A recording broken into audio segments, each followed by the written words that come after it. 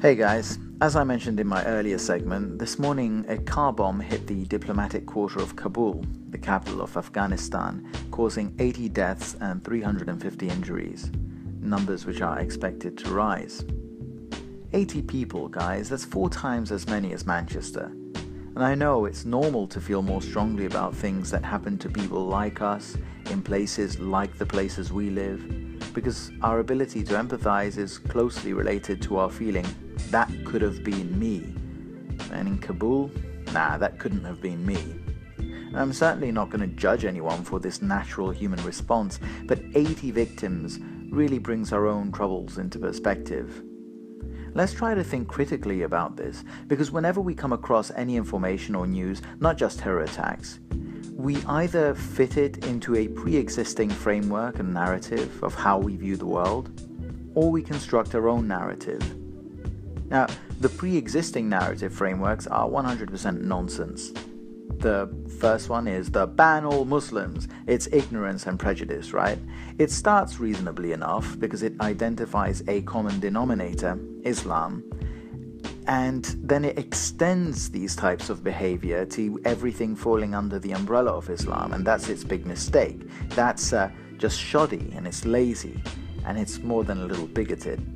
So if you're doing that, you need to be a better person and a better thinker. The other framework is nothing to do with Islam, and that's just tiresome. This one is just pure fantasy, and if you're an intelligent thinking adult, you should have no patience for it. This ultimately ignores the common denominator of Islam and does so under the pretense of some higher moral ground, while usually being motivated by wanting to score brownie points on Facebook or with our favorite gender studies professor or whatnot. Grow the hell up. This isn't a children's world. Now, who are the victims here? Civilians, and almost entirely Muslims. So perhaps we can rethink this narrative framework that Islamic extremism is all about us attacking other countries or is a heritage of the colonial era? Because if that's how that really works, somebody needs to explain to me how the following fit into this framework. 1. Attacks that mainly target other Muslims, like this one. 2. Terrorism happening in countries that haven't been bombed, like Egypt and Pakistan, and the list goes on. 3. Terrorism not happening in non-Islamic countries that have been bombed and or colonized. Where were the Serbian suicide bombers in the 90s? Where were the Argentinian terrorists during the Falklands? Did you hear much about Ukrainians bombing the Russians recently? Where are the Congolese, the Rwandan, the Sierra Leonese suicide bombers?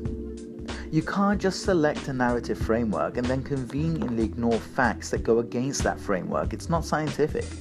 It's not how rational adults think. And that's fine. You don't have to be rational. But if you're not, just don't expect me to take you seriously in a conversation among adults. Here's what I'm saying.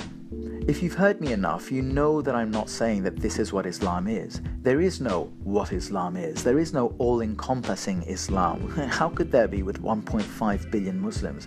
How could there be an overriding interpretation that everyone agrees on? But the majority of Muslims very likely want to reclaim their religion from extremists. There is an Islam that is a religion of peace. And that Islam is fighting against a very vocal and very powerful minority that will do anything to silence them, including kill them. Do you want to help them out, maybe? Because by refusing to have the conversation, we are leaving the peaceful majority isolated in their fight against the more radical and obscurantist elements within their community. I've seen respectable liberal publications like Glenn Greenwald's The Intercept refer to liberal Muslims as porch monkeys. That's like calling them Uncle Toms. Do you realize how far we've gone? This isn't our fight, obviously. It's not our place to tell Muslims how they need to reform in order to join the global community in building a better society for everyone.